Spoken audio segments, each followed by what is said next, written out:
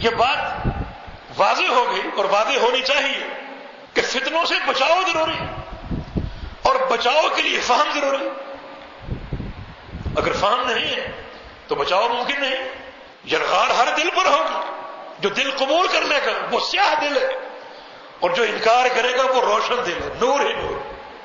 پھر فہم ضروری, فہم ہونا چاہیے. اور فہم کی اساس کتاب و سنت, فہم کی اساس کتاب و سنت. آج اگر فتنوں کا ذکر ہو تو اس کے بچاؤ کا راستہ بھی بیان ہو, بچاؤ کا راستہ بھی ذکر ہو, تاکہ امت کو عافیت کا راستہ دکھائی دے اور بچاؤ کا راستہ دکھائی دے. لیکن آج ایسا ہو نہیں رہا. فتنے تو ٹوٹ رہے مگر ہمارا کردار ان فتنوں کو اور بڑا کر کے پیش کرنا. اندھیروں مزید بڑھ رہے.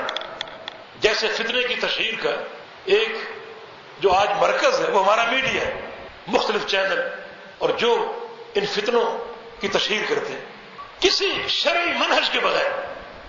اس میڈیا میں بہت کچھ بلکہ زیادہ کچھ خلاف شریعت ہو رہا ہے. اس لیے بعض لوگوں نے اس کو شیطان تک کہا, اور واقعی اس کا کردار شیطان کے کردار سے کم نہیں. فتنوں کی تشہیر ہوتی کیونکہ جو بھی چینل ہے ہمارا ہم سے کوئی تعلق نہیں ہے, لیکن دو طرح کے چینل ہوتے ہیں, یا تو کمرشل, ان کا مقصد کمانا, اور یا پھر وہ کسی لابی, مخصوص لابی کے ترجمان ہوتے ہیں اور کسی مخصوص لابی کے اعلی کار ہوتے ہیں, اور انہیں ان سارے مناہج کو پیش نظر رکھتے ہوئے فتنوں کی تشہیر کرنی پڑتی. اور پھر بیچارے یہ لوگ مسکین بن کر خبریں تلاش کرنے میں مہر رہتے, کہیں نہ کہیں گھوم رہے ہیں, پھر رہے ہیں, کوئی خبر ہمارے ہاتھ آ جائے. وہ دل سے چاہتے ہیں کہ خبر آئے ہمارے ہاتھ میں تاکہ ہمارے چینل کی زینت بنے. اور وہ چینل بھی فخر کا اظہار کرتے ہیں کہ فلاں, حالانکہ بڑی منحوس خبر ہوتی, فلاں خبر سب سے پہلے ہم نے بیان کی.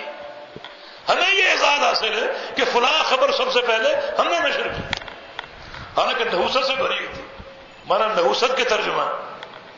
اور کچھ خبریں ایسی ہوتی ہیں جن کے نشر کی ضرورت نہیں ہوتی, جو شریعت کی ہدایتیں ہیں سطر مومن کی, کہ مومن کے عیب کو چھپاؤ, کسی سے کوئی عیب ظاہر ہو جائے, کوئی غلطی ہو جائے, اس کو چھپاؤ.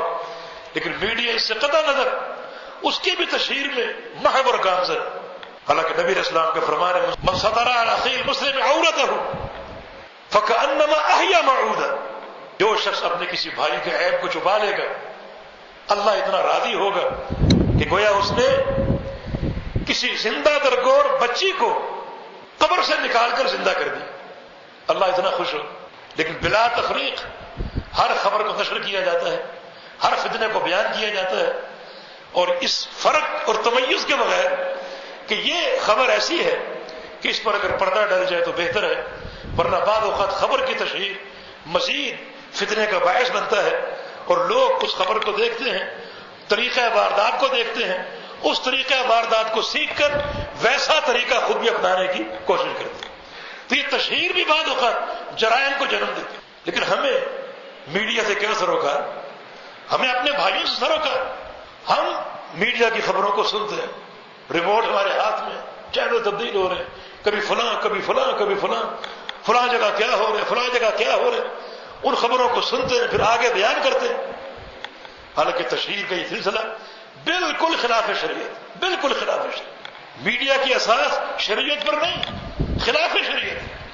اور خبروں پر جو تجزیہ نگار ہوتے ہیں ان میں بھی کوئی ایسا نہیں ہوتا جو شریعت کی رموز سے واقف ہو اور شریعت کے احکام و آداب جانتا ہو.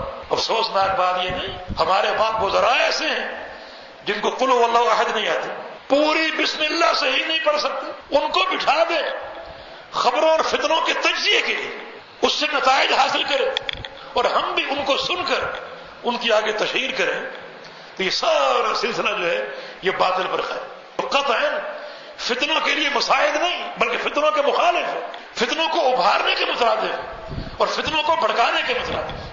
کفا بالمرء کذبا ان یحدث بکل ما سمع, ایک انسان کے جھوٹا ہونے کے لیے یہ بات کافی کہ ہر سنی سنائی بات کو آگے بیان کرے.